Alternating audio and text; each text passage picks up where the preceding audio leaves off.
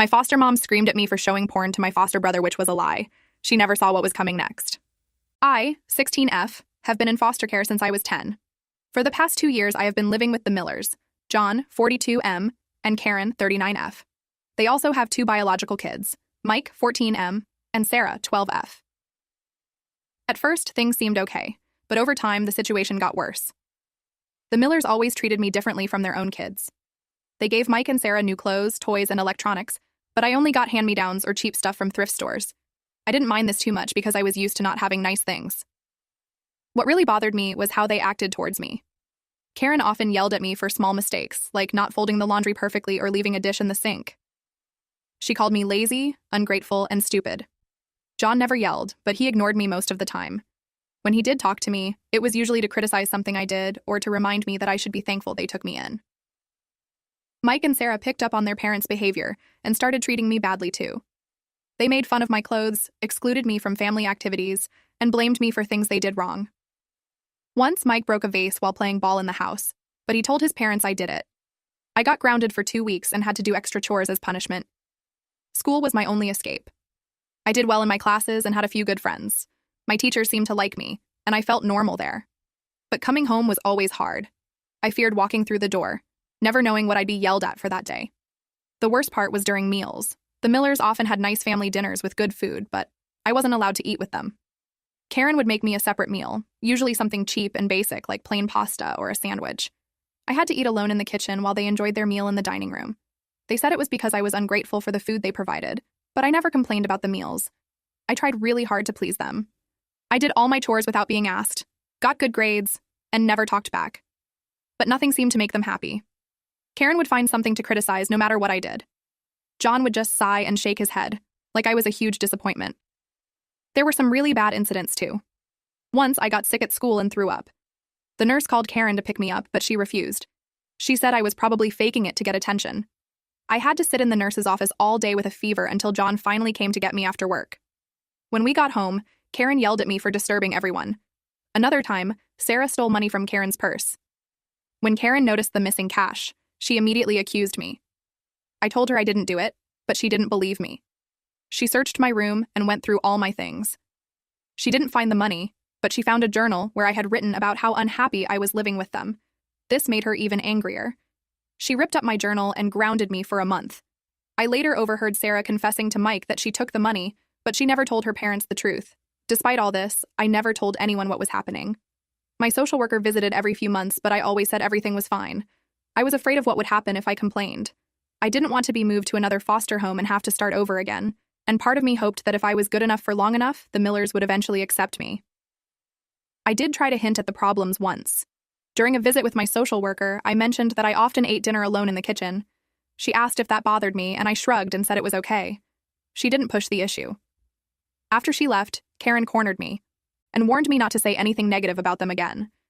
She said if I caused trouble, they'd send me away and make sure I ended up somewhere much worse.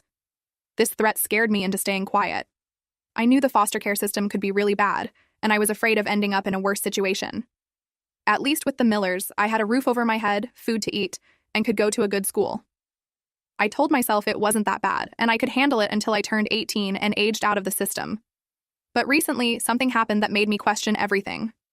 My English teacher, Ms. Thompson, assigned a personal essay about our lives. I wrote about my experiences in foster care, including some of the things the Millers did. I changed the names and some details, but it was basically true. My teacher was really concerned after reading it. She asked me if I was okay and if I needed help. I panicked and told her it was just a story I made up. I don't think she believed me, but she didn't push it. Now I'm worried my teacher might report something to child services. Part of me hopes she does because I'm so tired of living like this, but I'm also terrified of what might happen. What if they investigate and decide it's not bad enough to remove me? The Millers would be furious and things would get even worse. Or what if they do remove me, but I end up somewhere even more terrible? I feel guilty for not speaking up sooner. Maybe if I had said something when the problems first started, things could have been fixed. Now it feels like it's too late. I'm also worried about Mike and Sarah. They're not bad kids, they just copy what their parents do. If I report the Millers, it could mess up their lives too. I don't know what to do. Should I finally tell someone the truth about what's been happening? Or should I keep quiet and try to tough it out for 2 more years until I'm 18? I feel so confused and conflicted. I can't talk to my friends about this because I'm embarrassed and afraid they'll think differently of me if they know the truth. I can't talk to any adults because I don't trust them not to report things, and I'm not sure if I want that to happen or not. So I'm turning to Reddit for advice. Should I speak up now or just try to get through the next 2 years? What would you do in my situation? Edit. Wow, I didn't expect so many responses. Thank you to everyone who took the time to read my post and offer advice. I'm reading through all the comments and thinking hard about what to do. To those asking why I haven't run away, I've thought about it, but I'm scared of ending up on the streets or in an even worse situation. And to those saying this post is fake, I wish it was. I know my situation isn't as bad as what some foster kids go through, which is partly why I've been unsure if I should say anything. But reading your comments is helping me realize that what the Millers are doing isn't okay, even if it's not the worst-case scenario. I'm going to seriously consider talking to my social worker or a school counselor. Thanks again for all the support and advice. Update. Hey everyone. It's been about a month since my original post and a lot has happened. I'm writing this update from a new, safe place. Here's what went down.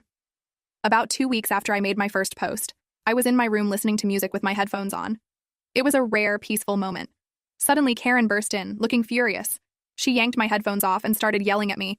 I was confused at first because I couldn't understand what she was saying. When I finally got her to slow down, I realized she was accusing me of corrupting Mike. I had no idea what she meant. I asked her several times to explain what she thought I had done. Finally, she told me that. She had caught Mike watching porn on his computer. Apparently, when she confronted him, he told her that I was the one who showed him that stuff first. I was shocked. I had never done anything like that. I tried to tell Karen that Mike was lying, but she wouldn't listen. She kept screaming at me, calling me disgusting and saying I was trying to ruin her family. I started crying and pleading with her to believe me. John came in, attracted by all the noise. Karen told him what Mike had said, and he joined in yelling at me. They were both in my face, screaming and threatening to call my social worker to have me removed. I was sobbing and trying to defend myself, but they wouldn't let me get a word in. Just when I thought things couldn't get worse, I heard another voice. I looked up and saw my English teacher, Ms. Thompson, standing in the doorway. She had a shocked expression on her face. Next to her was a woman I didn't recognize, who I later learned was a child welfare officer. Everything happened really fast after that. Ms. Thompson asked what was going on, and Karen started ranting about how I had shown Mike pornography. The welfare officer asked me if this was true. Still crying, I managed to say no, and that I didn't understand why Mike would lie about me like that. The welfare officer asked John and Karen to step out of the room so she could talk to me alone. They refused at first, but she insisted. Once they left, she asked me to tell her everything. At first, I was hesitant. I had kept quiet for so long that it felt wrong to suddenly spill everything. But Ms. Thompson encouraged me, saying that my essay had worried her enough to report her concerns, and that's why they were there. So I told them everything. I talked about the separate meals, the verbal abuse, the unfair punishments, and all the other things I had put up with. I showed them my shabby clothes compared to Mike and Sarah's nice ones. I even mentioned my original Reddit post, though I didn't tell them the username I used. The welfare officer took a lot of notes and asked me many questions. She was especially concerned about the threat Karen had made about sending me somewhere worse if I complained. Ms. Thompson looked like she was about to cry several times during my explanation. After I finished talking, the welfare officer told me to pack a bag with my essential belongings. She said I wouldn't be staying with the Millers anymore. I felt a mix of relief and fear. I was glad to be leaving, but I was scared about where I would end up next. While I was packing, I could hear raised voices from downstairs. The welfare officer was confronting John and Karen about what I had told her. They were denying everything and saying I was a liar who was ungrateful for everything they had done for me. When I came downstairs with my bag, Mike and Sarah were there too. Mike looked scared and Sarah was crying. I felt bad for them, even though they had been mean to me. I knew their lives were about to change too. The welfare officer told John and Karen that I would be placed in emergency foster care while they investigated my claims. Karen started yelling again, saying I had planned this all along to ruin their family. John just looked angry and defeated. As we were about to leave, Mike suddenly blurted out that he had lied about me showing him porn.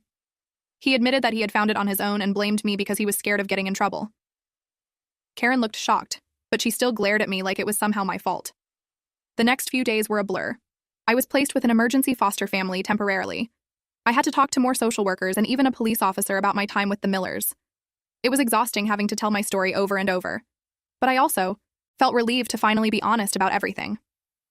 I found out that Ms. Thompson had been worried about me for a while. My essay wasn't the only thing that had concerned her. She said I often seemed sad and withdrawn at school, and she had noticed that my clothes were always worn out. When she read my essay, she felt she couldn't ignore her concerns anymore and decided to report them. About a week after I left the Millers, I got some surprising news. Ms. Thompson had applied to become a foster parent. She asked if I would like to live with her once she was approved. I was amazed that she would do that for me. I said yes immediately. It took a couple of weeks for everything to be arranged, but now I'm living with Ms. Thompson. It's only been a few days, but already it's so different from living with the Millers. She's kind and patient, and she actually seems happy to have me around. I have my own room, and she took me shopping for new clothes. For the first time in years, I have outfits that actually fit me and aren't hand-me-downs.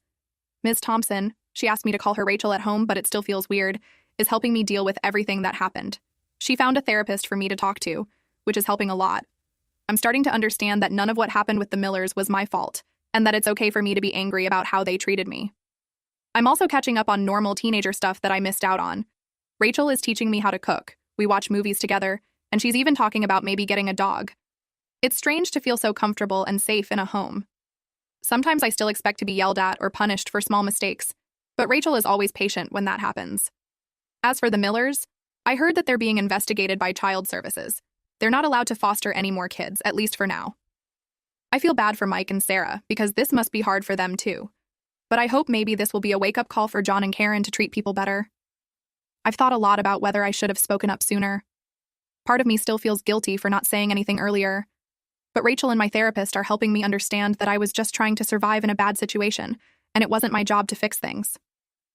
I want to thank everyone who commented on my original post. Your words of encouragement and advice helped me realize that what was happening wasn't okay. I wish I could say that I bravely stood up and reported everything myself, but the truth is that it took other adults stepping in to make things better. I'm just glad that Ms. Thompson cared enough to do something. To anyone else out there who might be in a similar situation, please don't stay quiet like I did. I know it's scary to speak up, but there are people who will help you. You don't deserve to be treated badly, no matter what anyone tells you. I'm not sure what the future holds, but for the first time in a long time, I'm actually hopeful. I feel safe, cared for, and like I might have a chance at a normal life. It's going to take time to heal from everything that happened, but I finally feel like I have the support I need to do that. Thank you again to everyone who read my story and offered support. It means more than you know. Edit. Wow, I'm overwhelmed by all the supportive comments and messages. Thank you all so much. To those asking about pressing charges against the Millers, I'm not sure yet. I'm focusing on healing right now, but I'll consider it in the future. And yes, I'm still going to the same school, which is nice because I get to keep my friends. Things are definitely looking up, and I'm taking it one day at a time. Thanks again for all the kindness and encouragement.